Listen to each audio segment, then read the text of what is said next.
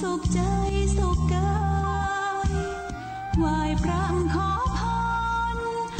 องค์พระเจ้าทันใจ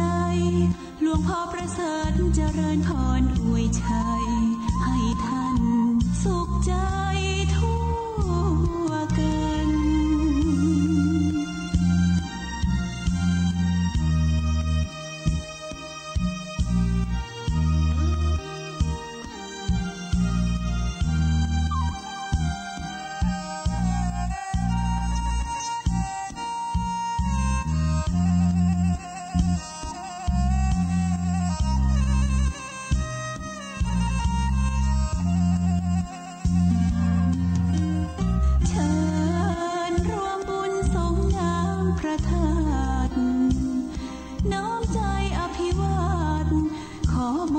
สุขใจ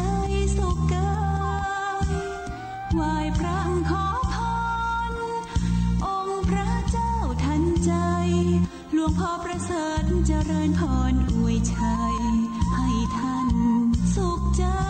ทั่วกัน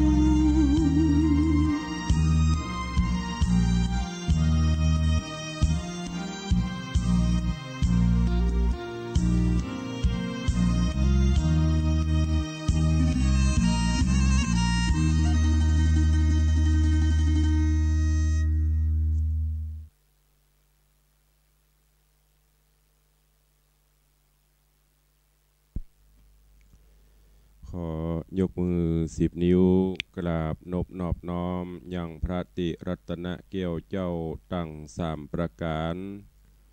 อันมีพระพุทธพระธรรมพระสงฆ์อันเป็นสรณะที่เพิ่งที่เคารพนับถืออันสูงสุดในชีวิต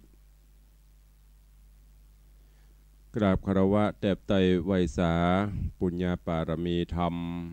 พระมหาเถรานุเถระภิกขุสังฆะสามเณรเจ้าจุตนจุองค์โดยความเคารพเจริญสุขเจริญปรญาติโยมสาธุชนพุทธบริษัททุกท่านขอน้อมต้อนรับทุกท่านเข้าสู่รายการมรดกธรรมกำเมืองต่างสถานีวิทยุกระจายเสียงพระพุทธศาสนาแห่งชาติและสังคมคลื่นเพื่อการศึกษาพระพุทธศาสนาและวัฒนธรรมส่งสัญญาณออกอากาศจากห้องส่งวัดฝ่ายหินตำบลสุดเทพอำเภอเมืองจังหวัดเชียงใหม่ในระบบคลื่นความถี่ FM 104.50 เมกะเฮิรตซ์สถานีวิทยุพระพุทธศาสนาวัดป่าแดงมหาวิหารตำบลสุดเทพอำเภอเมืองจังหวัดเชียงใหม่ส่งสัญญาณออกอากาศในระบบคลื่นความถี่ FM 92.25 เมกะเฮิรตซ์สถานีวิทยุพระพุทธศาสนาวัดหนองกายตำบลสันปะยางอำเภอแม่แตงจังหวัดเชียงใหม่ส่งสัญญาณออกอากาศในระบบคลื่นความถี่ FM 99.75 102.0 และ 89.25 เมกะเฮิรตซ์สถานีวิทยุพระพุทธศาสนาจังหวัดเชียงไฮ้ส่งสัญญาณออกอากาศในระบบคลื่นความถี่ FM 99.50 เมกะเฮิรตซ์ตลอดจนต่างเว็บไซต์ต่างเฟซบุ๊กต่างไลฟ์สดตลอดจนต่างสถานีวิทยุ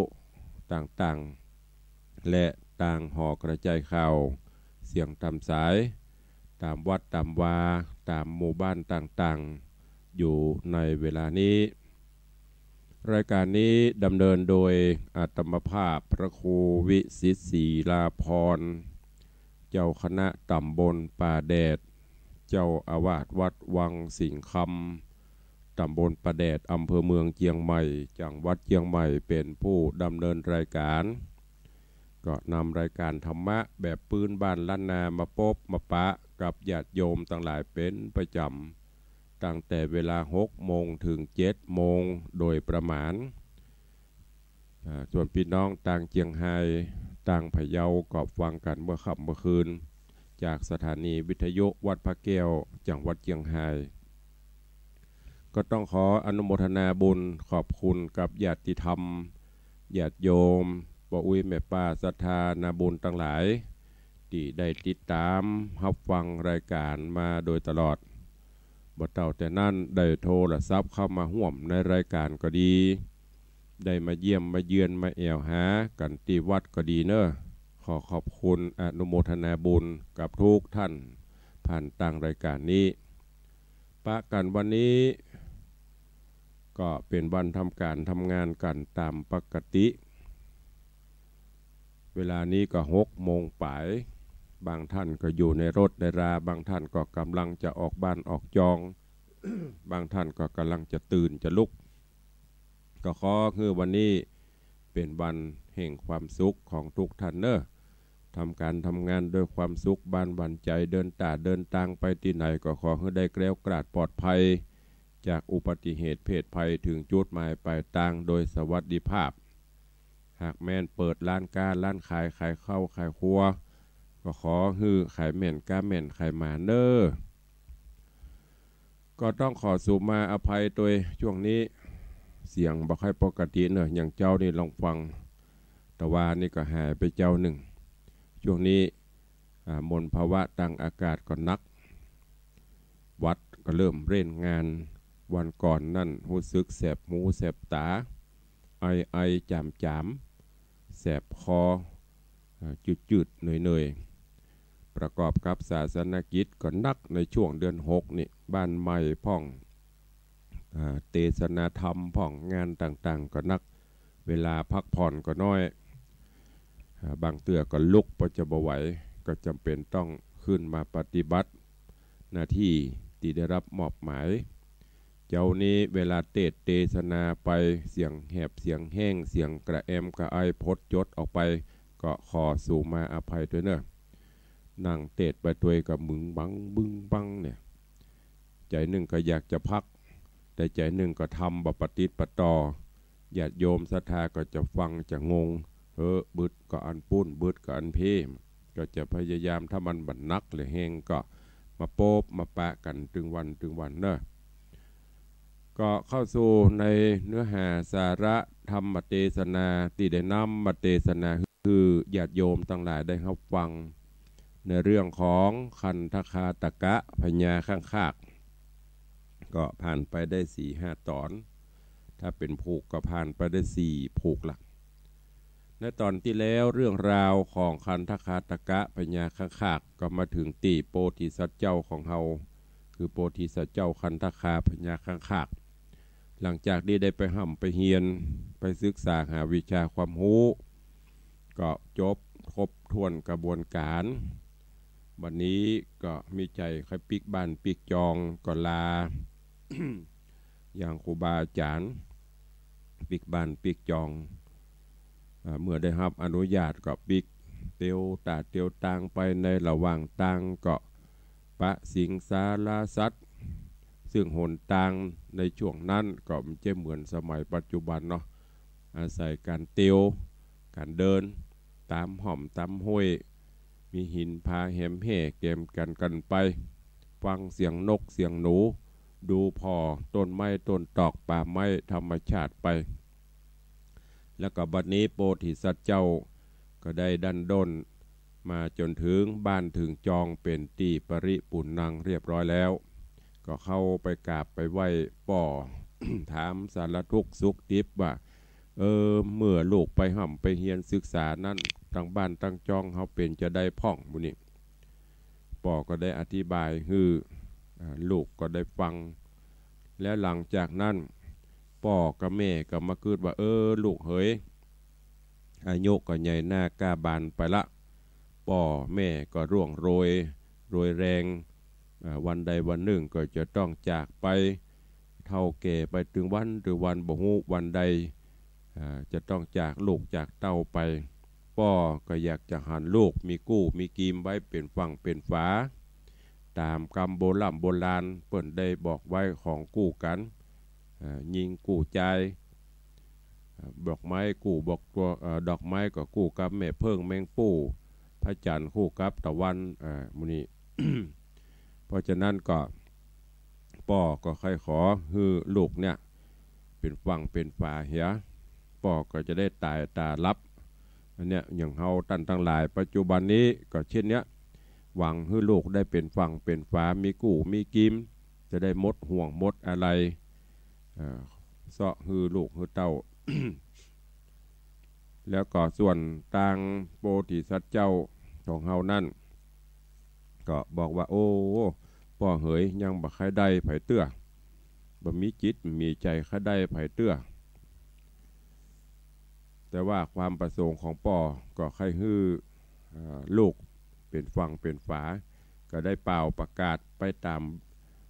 เมืองต่างๆตามบ้านตามจองคือพี่น้องเจ้าประชาไพราชหรือว่าเจ้าบ้านเจ้าเมืองไผ่ที่มีลูกเต้าเป็นสาวอายุประมาณ15-16ก็คือนำมาสู่ในโขงปลาเพื่อที่จะฮื้อลูกได้เลือกขณะนั้นยิงใจหนุ่มเท่ากันหูว่าป่อพญาเปิ้นปกเป่าสัญญากันจะอีว่าภายใน7 วันเนี่ยตันเต้าพญาจะฮื้อลูกเลือกกู้เทวีภัยมีลูกมีเต้าก็เอาเข้าไปเนอะเพื่อโจกเพื่อใจหลังเข้าก็จะได้เป็น ลูกเป็นเคยเป็นลูกของเจ้าพญาเจ้าเมืองเปิ้นก็กำลังประกาศกันในตอนที่แล้ววันนี้ก็มาฟังกันต่อว่าเรื่องราวของคันธกะพญาข้างคากจะเป็นจะได้เจิญติดตามรับฟังกันในตอนต่อไปณโอกาสบัดนี้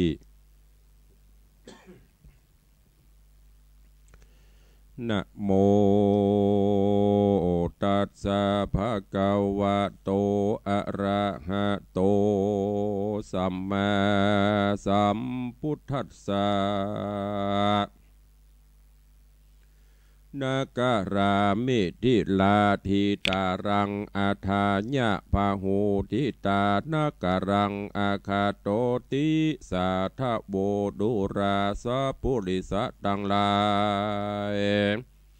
ตั้งยิ่งใจน้อยใหญ่ใจมากไฟตั้งบุญฮือตานโนนบอกขาดคือใส่บาทยอตานศีลเจียงคัน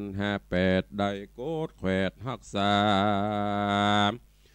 ปากันมามวลหมู่ทาอยู่ฟังธรรมจูงดาจำติดต่อบอกขาดคอยาวไปจักเป็นปัจจัยเตื่อมกำหือด้วงล้ำเครื่องขี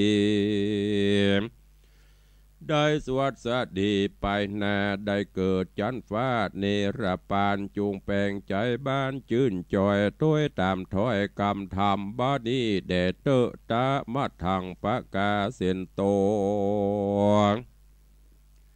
สัทธาอาหาสัทธาอันวาสัพปัญโยพระพุทธเจ้าโตนเป็นปิ่นเกลาติโลกาจารย์ไขนิกตันไปแจงพระจริงแสงเทศนา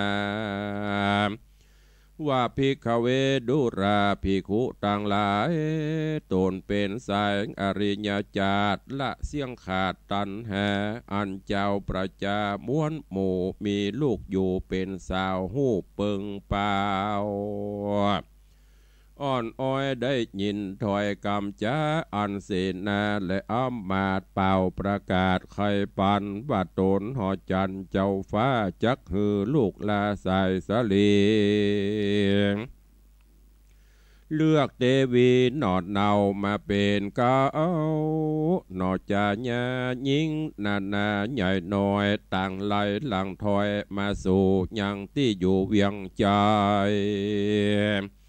ญาติยายไปเป็นตาพร้อมอยู่หน้าหอจันพ้องโสพันงามอาจพันณพิลาดเหลือโคน พ้องมีตัวตนจะแหลมสองฝ่ายแก้มเพียบผิวคำพ้องก็ดำพ้องก็ขาวพ้องสูงยาวดังเพศพ้องนาเกียรติโกธาพ พ้องกาญาเตี้ยต่ำพ้องก่อนลำต่อมอดังบะคำคอฟักเดียวพ้องสูงเหี่ยวคงโยงพ้องหลังโกงตาปูนบางพ้องเขี้ยวสูนหันเหงือกพ้องตาเหลือกแลจันพ้องบ่มีฟันมีเขียวพ้องปากเบี้ยวตาเขพ้องดังปูเมียนุ่งสินเงี้ยแมบลิ้นดังงูพ้องเกี้ยวปูเกี้ยวหมากปากแหมหากแก้มแดงพ้องกินแหงเหม็นเต่าพ้องปากเหม็นเน่าปานผี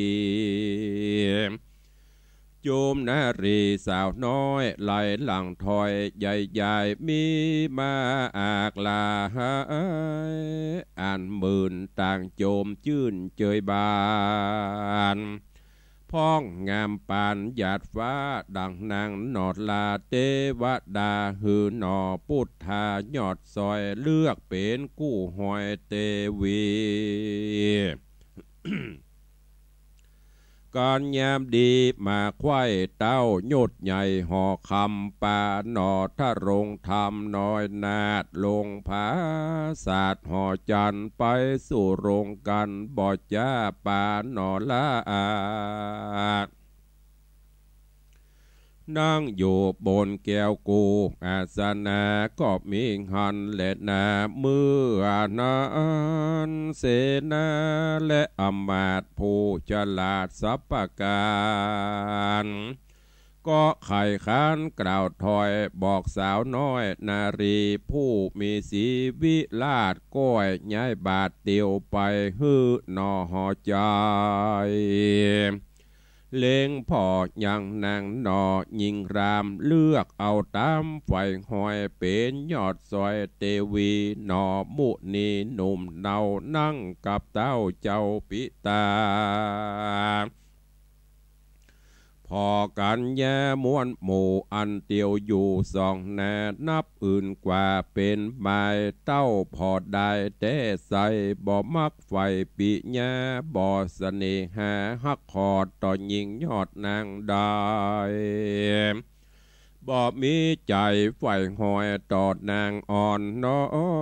ยนารีมาเป็นเทวีเตรียมบาทห่วมภาสัตว์เดียวกันดาวหอจันโตนป้อก็จะต่อลูกโตนวาดดูราเจ้าตามนเฮ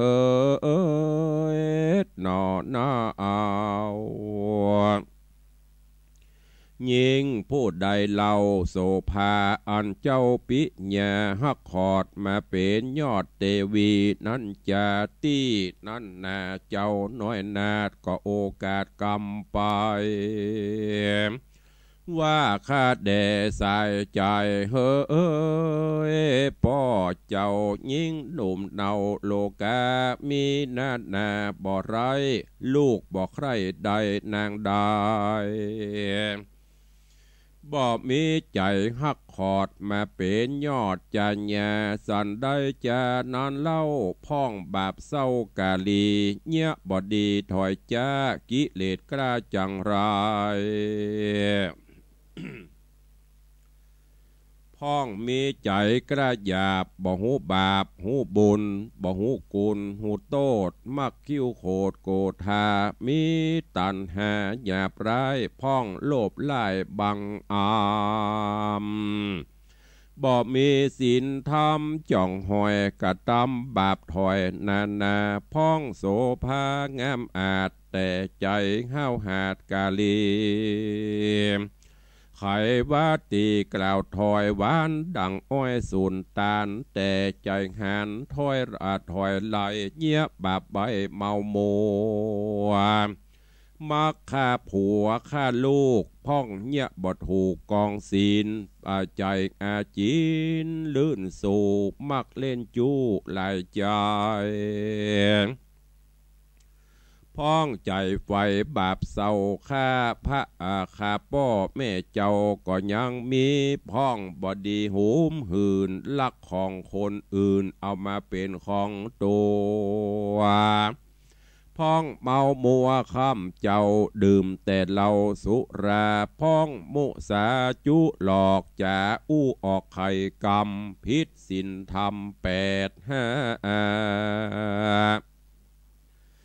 บางพ้องหยาบจ้าฆ่าสัตว์บ่ปฏิบัติตามกองศีลบ่ปองไฟหอยใจบาปถอยปาลา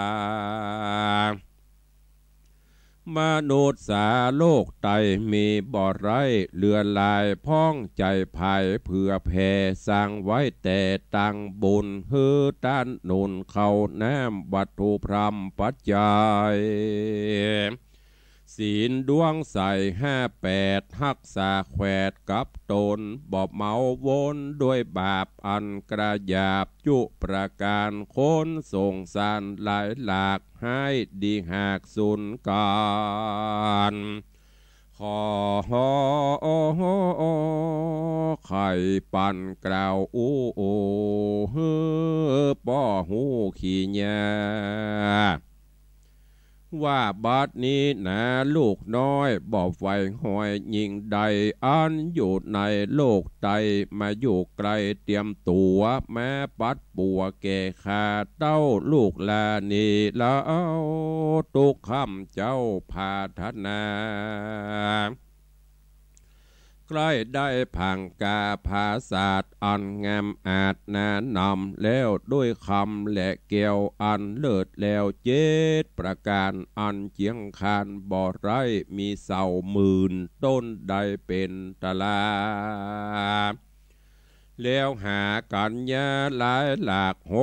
16,000ปันนางหากเป็นหมายมาอยู่ยายแวดล้อมแห่เห็นออมเป็นปริวารได้เจยบานบอกขาดในภาษาห่อคำนอทะโรงธรรมกล่าวแล้วกอดลาตนเกี่ยวปิตารีบไกลกลาไปสู่ในที่อยู่แห่งตนก็มีหันและนามือนาตาห่อคำยศอาจกันเจ้าน้อยนาดบุตรบ่ปิญาฝ่ายหอยยิงอ่อนน้อยนางใดก็จะกำไปบ่จ้าฮืออำมาตกลาเตรียมตนบอกหมู่คนหนุ่มเทาตั้งนางนอนเดากันยาได้ไกลกลาคืนสู่ยังที่อยู่ไผ่มันเต้าห่อจันยศอาจกึดกะถอยวาดยาวไกลถึงกำไข่แต่ไทยบอกสอนไว้ไข่กำ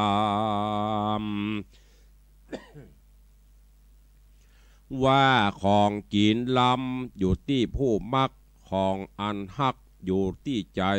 ของกินใดบ่มักบ่จ้างจักกำปอนกำแต่ก่อนสอนมาดังเจ้าบุญแหนยอดซอยบ่ไฟหอยยิงได้ตาห่อใจยศอาจกึดถ้อยวาดหลายประการก็มีหันและนาตาสะมิงคะเนในขณะนั้นเล่าเจ้านอนเนาข้างคากกันลากจากกันลาจากปิตาก็รีบไกลกลามาสู่ในที่อยู่หอใจก็ขาดนิ่งในกืดควายถึงบุญน้อยใหญ่ปางหลังอันสร้างไว้ยังชาติก่อนมีบ่พรแนะนำส่วนว่ากรรมแห้วหาดก่อนละเว้นขาดหนีไกลเกิดมาน้อยชาตินี้บุญบ่ลีหายหนีสมควรดีแต่ละขอบุญเก่าช่วยกำหือลวงล้ำมันภัยนอหอใจเกิดแล้วใจพ่องแผ่วเจยบานกอกอธิษฐานก้มเกลาไว้เต้าเจ้าเมืองบนว่าข้าแด่อินตาโต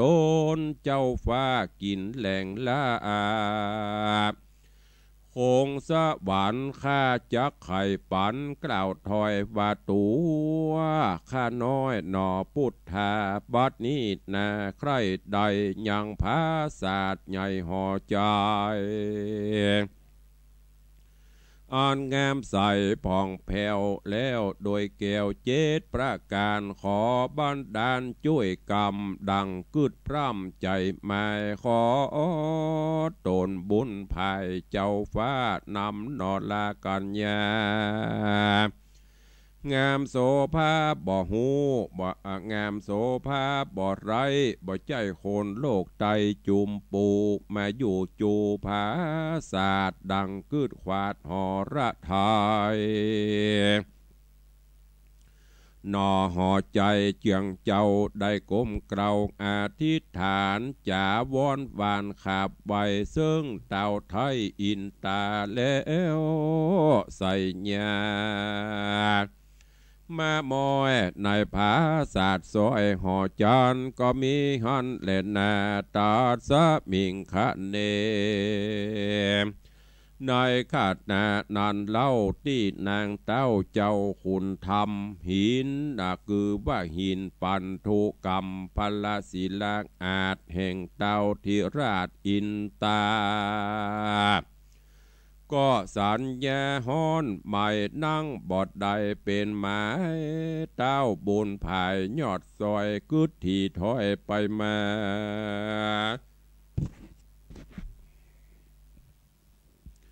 ว่าอาสนาเฮานี้แต่ก่อนกี้เกยอ่อนเป็นดังก้อนสำลีบาดนี้มีกระด่างห้อนแข็งข้างเสมอหินหรือแผ่นดินโลกลามีคนบุญกล้าเครื่องขี่เฮากวนดีเล้งพอหือแจ้งต่อตาตนดาวเมืองบนบ่อจ้าก็ก้มหน้าลงดูพอจุมปูโลกไตพับเสียงไข้ไปมาก็หันหนอพุทธายอดซอยได้ต่ำก้อยเครื่องขีย้อนป่าลามีไปกว่าไปกวางพงก่อสร้างสมปานโตนเจียงขานยศอาจคือเต้าราชอินตาการหูขี่หญ้าแจงจอดก็ฮือโตนยอดวิสุกรรมไปกระทำก่อสร้างยังภาศาสตร์กวางบัดเดียววิสุกรรมเร็วบ่อจ้าก็ลงจากฟ้าไปสู่ตีอยู่เมืองโคนแล้วสวดมนต์องค์อาจเป็นภาษาเจ็ดจันตั้งอยู่มันกลางเมืองดูงามเรืองผ่องแผ้วกันเมียนแล้วบัวระมวนกาละกวนมารอดเต่าโตนยอดวิสุกรรมก็แน่นำบ่อจ้าสยองขึ้นฟ้าไปสู่ในที่อยู่แห่งโตนก็มีหันเล็ดนาอันว่าภา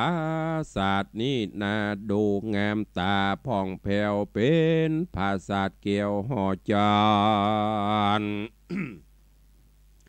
ดังโยสะวันฝากฟ้างามสักงาตังผองหลังคายองสะลางจ้อฟ้าสร้างเป็นหัวนาคเนี่ยอ้าปากแลบชิวหามีเด้งมาห้วยย้อยงามเป่งป้อยเหลือใจลมปัดไกวถูกต้องดังลิงล่องบอนหูเล่งตาดูจากหันปั้นลมนั่นเป็นหน้าขาแก้วแก่นตาใสส่องดังจักเลื่อยล่องลงดินลวดลายศีลเลือขนาดมุกผาศาสตร์หอจันไผได้หันแล้วเล่าปอลืมอยากเข้าแรงงานลวดหลวงลายอ่อนมอยเครือดอกซอยเปิงเป่าเหลืองเขียวขาวปลายยอดแดงส้มสอดแก้มอ่อนดอกใบซอนกอดเกี่ยวเครือหวานเลี้ยวกลมเกลียว มวนไปเร็วอ่อนซอยโสนสอดซอยลายสียามรัศมีแดดตองหรือพระจันทร์ส่องวาดดูองค์อาจงามตาดังนาคาริดหีกระหามผาศาสตร์ขึ้นฟ้าเหาะเหินพอไปเมินจะเหล่าจะแลมยิ่งพอแย้มยิ่งกินตางามนักหนาแต่เล่าผาศาสตร์เจ้าทะรงเมืองดังคำเลืองต่างแต่งบ่มีในสักแห่งจักมือนพอไปยังพอไปเมินยังบอกใกล้คนใดมากายก็เงอฝูงบีเบอร์ล่าจมดวงผาศาสตร์หลวงนอนาเอาลูกเต้าเจ้าเมธิลางามปอตาจุแห่งอันเทพเต้าแต่งยอปันดังอยู่สวรรค์ฝากฟ้าโค้งแหล่งลาตาว่าติงสานอนและนาบ่เต้าแต่นอนในภาศาสตร์ยังปูลาดโดยเกลียวงามผ่องเพวเหลือตาพิดานฝ่าบ่อไรแต้มหูบไว้เหลือลายเกือรูปยิงใจเป็นกู้หูบจ้างมาอยู่ดงดอนหูบกินนั่นละหูบกินนอนแอนฟอนกินนารีย้อนเหลียวลางถือบุพังดอกไม้หูบเต้ป่าไทยอินตามีเตวดาแวดล้อมแห่เห็นออมเป็นปริวารรูปวังทานเม็ดน้ำรูปเถื่อนธรรมผาจันรูปหิมะวันป่าไม้หูบดอยใหญ่ขิลีหินผามีใหญ่หยาดอันรูปวาดนี่เรามีมากเต่าหลายอันจาดตั้งวันก็บอกไว้ในภาษาใหญ่เจียงคาน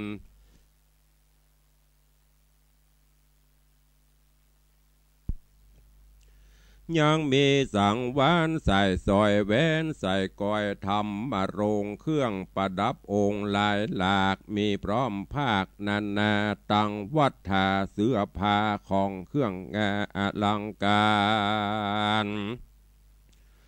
ตั้งอาหารเขาน้ำมีพร้อมพร่ำหลายสิ่งละสะยิ่งหลายอันตกแต่งปันไว้ทาหือลูกเจ้าฟ้ามิถิลาก็มีหันและนาสาโกโหเทวราชาอันว่าพญาอินตายศอาจกันเวสุกรรมราชหนุ่มเนามากรมเกลาทูลสาว่าสร้างพังกาเมียนแล้วเต้าตนเกียวเอระวันขะนิงหันดูรอดบาเจ้าน้อยยอดทะโรงธรรมยังมีกรรมอันใหญ่อันตนสร้างไว้เดิมตีกันบ่มีกู้หอยจักได้ตำก้อยยาวไปกวนเรียววายอยากจะเอานางฟ้าบุญจูชื่ออุดรขูอ่อนน้อยมาเป็นกู้หอยเตวีห่วมหนอมุนีน้อยนาดในภาษาหอคำอันว่าหนอทะโรงธรรมนี่เรากับนางนอดเนาอุดรแต่เดิมอ่อนหลายจาดเคยใส่บาตรห่วมกันเกิดปัจจุบันจาดนี้บุญบริหายโหนเขาสองคนยอดซอยบอกกราดกล้อยนี่เสียย่อมเป็นผัวเมียบอกแก้วดังกล่าวแล้วใครมาโดนอินตายศใหญ่เกิดลอดไข่หลายอันก็จากสวรรค์เตดต้องลงสู่ห้องตะวีบหนึ่งใส่มีชื่อไววาอุดรก็มีหันแหละนา อันว่าตะวีปอุดรขุมติบนันเล่ากำบอกเล่าจะไขว่าอยู่เหนือไปบ่ใจไกลจากโลกไตสงสารคนสุขบานค่ำเจ้าบ่โศกเศร้าเครื่องขีมของติบมีกู้เจือดังไฟเอื้อใจมาเข้าของหลายเครื่องใจเป็นติบไข่จุอันแม่นใจพันไฟหอยใครใดของใหญ่น้อยอันใดการขานิ่งในกึดสอดก็มารอดเราราโคนนัดนามวลหมู่อันที่อยู่ทวีปนี้สุขล้ำที่วันคืนอายุยืนหลายหลากหมื่นปีหากเป็นตราเขาบ่หิงสากระยาบบอกขนาบเบียนกันสุขคืนวันจืนจอยบ่ตุกบ่มีตุกใหญ่น้อยอันใดแลนาตามาทางปะกาเสนโตสัทธาอาหาสัทธาอันวาสัพปัญโยพระพุทธเจ้าต้นเป็นปิ่นเกลาติโลกาจารขายนิทานไปแจงพระจิงแสงเตสนาวาภิกขเวดูราภิกขุตั้งหลายต้นเป็นสายอริยะเจ้าตุกคำเจ้าภาวนาส่วนว่าเต้าอินตาธิราชจากภาษาเมืองบนไปลอดหนตะวีปไตอันมีชื่อไวว่าอุดรเต้าภูทรบ่จาก็จะเพาะนาไปหายังกันแย่ยอดซอยนามกล่าวถอยอุดรคู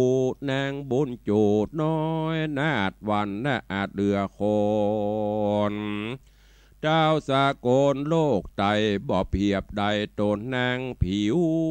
ขาวบางฉแลมสองฝ่ายแก้มมีวันคนได้หันนอนหน้าเอา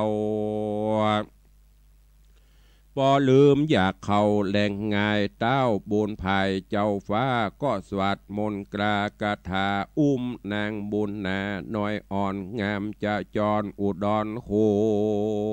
มเจ้าบุญจูยศใหญ่มาด้วยอากาศไปบนข้ามไพโซนป่าไม้ข้ามดอยใหญ่ดงเขียวลัดมือเดียวบ่จ้าก็รอดโลกลาจุมปูเอานางอุดรขูน้อยนาดไว้บนผาศาสตร์หอจันอันพงพันสร้างใหม่แล้วเต่าไทยอินตาก็รีบไกลกลาไปสู่ยังที่อยู่นอมุนีอันพงลับดีบ่ตื่นเจ้าคำหมื่นบัดเดียวแล้วรับเร็วไวว่องออกจากปองเบงจรเอาหน่อภูทรไปสู่ในที่อยู่หอคำเอาวางตำเต้นอาตีนางน้อยนาดอุดรคูได้นอนจูก่อนแล้วเอาแล้วเต้าตนเกี่ยวมักขวานก็สะหยองซานขึ้นฟ้าลัดเมฆฟ้าไปสู่ในที่อยู่แห่งตนก็มีหันและนานิธิตังขีญะสังวันนาวิเศ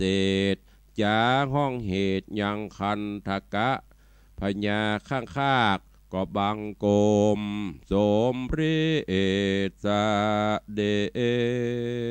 ชก็จบไปแหม1 ตอนอันเป็นตอนที่6เนอะพระธรรมเทศนาคันธคาตกะพญาข้างคากน้อมนำมาเทศน์ให้ญาติโยมทั้งหลายได้รับฟังกันเรื่องราวในตอนนี้ก็จะได้นำไปเล่าสู่ให้ญาติโยมได้รับฟังกันในวันต่อไปเพื่อที่จะได้ปฏิบัติต่อเนื้อหาสาระซึ่งย่อๆในตอนนี้ก็คือหลังจากที่ป่อพญามิถิลาอันเป็นป่อของโพธิสัตว์เจ้าพญาข้างคาก ตีได้ไปศึกษาห้ำเฮียนจบมาปิกมาบ้านมาจองป่อก็หันว่าลูกเต่าควรจะมีกู้มีกีมละบอกปกเป่าข่าวสารฮื้อยิงตั้งหลายในบ้านในเมืองหรือต่างบ้านต่างเมืองมาฮื้อปากฏว่าโปธิสัตว์เจ้าก็บ่เอาบ่เบิ่งใจไปสักคนก็เลยง่ายปิกแล้วก็อธิษฐานถึงอินพรหมยมราชเจ้าคือมาแปลงบ้านแปลงปราสาทเสามีเป็นหมื่นต้นมีเทวดาฮักมาช่วยองค์อมรินทร์ก็จัดการคือเรียบร้อยแล้วก็ไปเอานางอุดรขูเอามาเป็นกู้เป็นกิมจะคืออยู่ปฏิบัติปัดปูกันไปเรื่องราวจะเป็นจะได้ก็กล้วยติดตามท่าฟังกันในตอนต่อไปเนอะวันนี้ก็ขอโป่งวางไว้แต่เพียงเต้าอี้ก่อน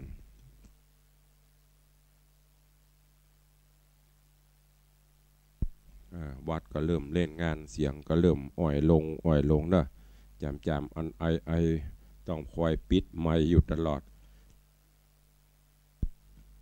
ในวันนี้ก่อนที่จะได้ญาติโยมศรัทธาได้รายงานตัวกันในยามเจ้าต่างตุเจ้าก็ขออนุโมทนาบุญขอบคุณกับญาติโยมทั้งหลายเนอะที่ได้มีกุศลจิตเจตนาศรัทธาได้มาร่วมในการสมทบทุนบริจาคจตุปัจจัยตลอดจนทองคำเพื่อรอพระเจ้าขอบคุณอนุโมทนาบุญกับแม่บุญปันอนุสาพร้อมลูกหลานโดยสเก็ตได้นำเอาทองคำ1 สลึงพร้อมปัจจัยมาร่วมโมทนาบุญขอบคุณอนุโมทนาบุญกับแม่อุ้ยจันเปงอัฐะบ้านร้องกองเข้าบวกก้างสันกำแพงก็ได้นำปัจจัยมาร่วมทำบุญตัวเองขอบคุณอนุโมทนาบุญกับโยมสันติโยมรักธิดาพิทักษ์จิตนุกรร่วมทำบุญโมทนาบุญสมทบทุนสร้างพระเจ้าในวันนี้ตัวเองขอบคุณกับแม่คำปันกันทมื่นเนอะบ้านสีปิงเมืองนันตรามแล้วก็มีแม่จินดาเทพประสงค์ได้นำจตุปัจจัยมาร่วมสร้างพระเจ้าทองคำตัวเองกราบขอบพระคุณในเมตตาปารมีธรรมของท่านอาจารย์พระครูธีระสุตพจน์ท่านเจ้าพระมหาสง่าธีระสังวโรน้องชายกลางท่านเจ้าอาวาสวัดผาลาดเจ้าของรายการธรรมะเพื่อประชาชนต่อจากตุลุงนี้ท่านเจ้าได้มีกุศลเจตนาขอร่วมบริจาคทองคำน้ำหนัก1 บาทมูลค่า 20,000 บาทเพื่อร่วมเป็นเจ้าภาพสร้างจารึกในประวัติศาสตร์สร้างพระเจ้าทองคำของวัดวังสิงห์คำก็ต้องกราบขอบพระคุณในเมตตาบารมีของท่านเจ้าพระครูธีระสุตพจน์ท่านพระมหาสง่าธีระสังวโรเจ้าอาวาสวัดผาลาดพร้อมด้วยคณะศิษย์ไว้ณโอกาสนี้ตัวเองปานปอท่านเจ้าก็รับเป็นสะพานบุญบอกกล่าวข่าวสารรับบริจาคแถมจุด1ญาติโยมที่มีโอกาสจะร่วมบุญทำมาตังเพมันไกลก็ไปห่วมตีท่านเจ้าพระครูธีระสุตพจน์ก็ได้เนอะปะท่านเจ้าที่ไหนขอร่วมบุญกับวัดวังสิงห์คำฝากเพิ่นก็จะเก็บไว้หรือตังสันทรายถ้าจะมามันไก่ก็เอาไปให้ไปหอมกันได้ตีวัดสันทรายหลวงเนอะตีท่านเจ้าจันตุน้องลาพระครูสังฆบริหารธรรมนูญธรรมคุโนหรือตุปีวัดสันทรายหลวงก็ได้ใครจะหอมสลึงก้าหอมบาทหอมอย่างก็เอาไปฝากไว้ได้เปิ้นก็จะได้รวบรวมแล้วก็แจ้งมาทางวัดวังสิงห์คำเนอะกราบขอบพระคุณแถมครั้งหนึ่งในเมตตาบารมีที่ท่านเจ้าร่วมเป็นเจ้าภาพทองคำน้ำหนัก1 บาทเป็นเงิน 20,000 บาทมาณโอกาสนี้ตัวเองแล้วก็มีบุญใหญ่บุญตันใจอย่างที่ทุกเจ้าได้เชิญชวนไปติดตานเก้าอี้ตันโต๊ะเพื่อไว้กับห้องประชุมวิสิตศิลาพรที่โรงเรียนวัดวังสิงห์คำซึ่งได้แจ้งไปทางคลื่น96ก็ดี ต่างคลื่น104และคลื่นต่างๆในเครือข่ายเฮาก็ดีก็ตะวันนี้มีแม่อุ้ยหม่อนสุใจแก้วพร้อมลูกหลานนายธนวัฒน์นางทัศพิชาสุสิงคำสถาวัดวังสิงคำก็ร่วมเป็นเจ้าภาพมาเก้าอี้มา5ตั๋วอุทิศกุศลฮือปิญญาตระกูลใจแก้วตระกูลแก้วฟูตานฮือปอสิงคำใจแก้วตานไว้ไปหน้าเป็นเงินตึงหมดกัน2,000 บาทก็ขอขอบคุณตัวเองแล้วก็ญาติโยมที่จะร่วมบุญก็ยังร่วมได้อยู่เนอะถ้ารายการวันนี้ท่านฟังอยู่ที่ไหนต่างใดจะร่วมโมทนาบุญก็เจริญปอนเนอะเข้ามาได้ในรายการขอบคุณกับแม่สาวรักษ์พุทธาด้วยเนอะบ้านหนองกลครุก็ร่วมโมทนาบุญมา500 บาทใครจะรายงานตัวยำเจ้าเข้ามาได้0817836540อันหนองเพิ่งนี่เปิดตึงบวยแตะแป๊บแป๊บขอบคุณนอนหนองเพิ่งทองได้กี่สลึงละหนองเพิ่งเนี่ยบริษักบาทบริษักวินเต้อเซาะขึ้นมาได้กันเนอะเข้าใจงูเล่นบดาช่วยกันเนอะถ้ามันได้ถ้ามันออกกันโยมมัดดานหาถ้ามันออกถ้าเงินเดือนออกมาเท่าใจหน่อยโยมไปซื้อทองเห็นเนอะขอบคุณเนอะสาธุพี่น้องญาติโยมจากหนองเพิ่งสารปี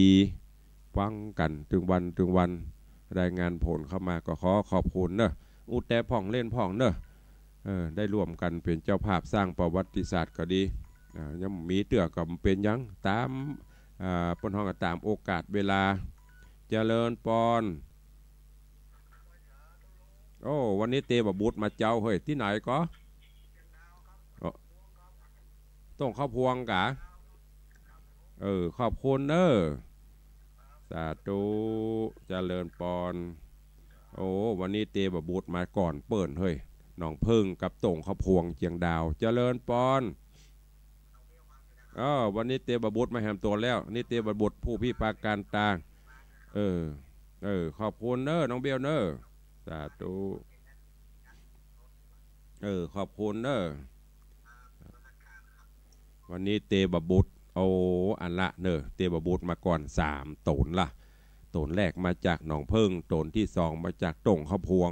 เจียงดาวตนที่3มาจากน้องเบลผู้พิการทางสายตาเทวดารับโมดก้าวันนี้การเปิ้นเด้อเจริญปอนมาแล้วเทวดาจากที่ไหนปะติ้วบ้านหม้อเนาะปะติ้วตัวก็น่าปะติ้วตัวบ้านหม้อตัว4 คูณ 8ใส่เข้าอย่างที่เขาว่าน้ำใจก้าขอบคุณเนอะมีโอกาสกลับมาร่วมบุญด้วยกันเนอะสาธุเนอะอนุโมทนาบุญเนอะเจริญปอนสายต่อไปฮัลโหลจากที่ไหน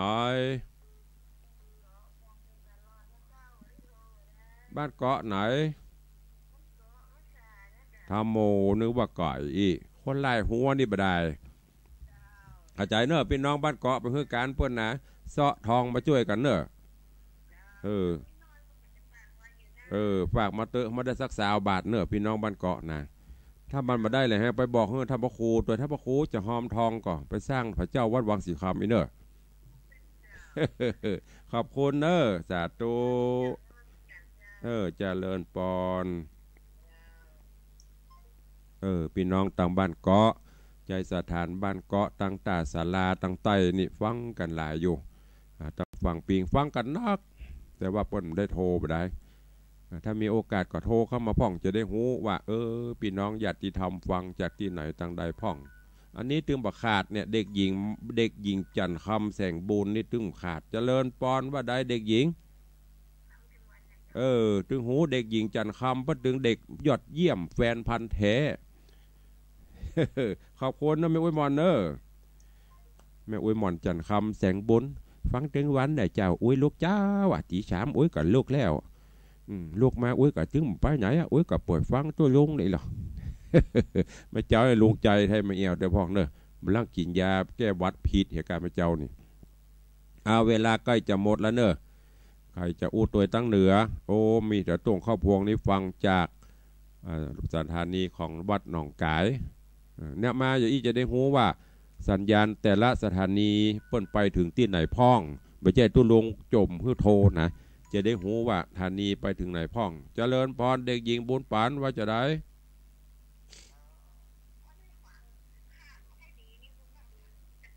ท่านบดีกับกำขว้างเห็นเนอะกำจดเข้าฝาเพื่อนว่าเปิ้นอยู่แผลโครงเข้าพวงเปิ้นฟังได้อยู่สารปีฟังไม่ได้กำจดเข้าหิมฝ่ายเนอะซื้อใหม่บอกเฮ้พี่พิษบอกเฮ้พี่พิษซื้อทำไมท่านมันเละหมดละกันนะขอบคุณนะแม่ป่านเนอะสาธุ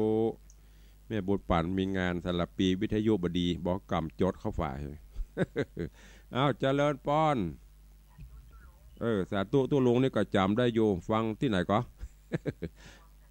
แม่กวงมากวงไปกวงมาฮะเนอะเข้าใจซ้อซ้อยมาซ้อทองมาช่วยกันเนอะแม่กวงนี่นะขอบคุณเนอะ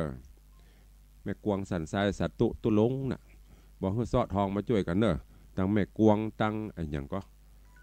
สันทรายนี่นักเปิ้นมากันจะหลายละเจริญปอนฮัลโหลว่าจะดอยตะกี้แม่กวงอันนี้แม่คือเนาะใจมาช่วยกันสร้างพระเจ้าเข้ามาแล้วนะค้างทำลายบาทอยู่นะเป็น7-80เป็น7เอามาสัก20 บาทเนอะให้มันปันแล้วนะขอบคุณหลายๆเนอะสาธุสายต่อไปโอ้วันนี้มาหลายตีหลายตังจากสันทรายจากดอยสะเก็ดจากเสียงดาวเด็กหญิงเกียงคำว่าจะได้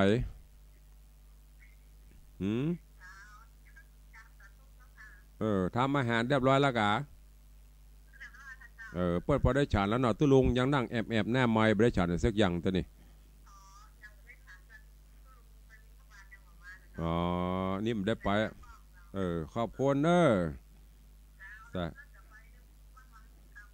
บอกให้ท่านมาหาเอาทองมาสัก2 บาทเนอะ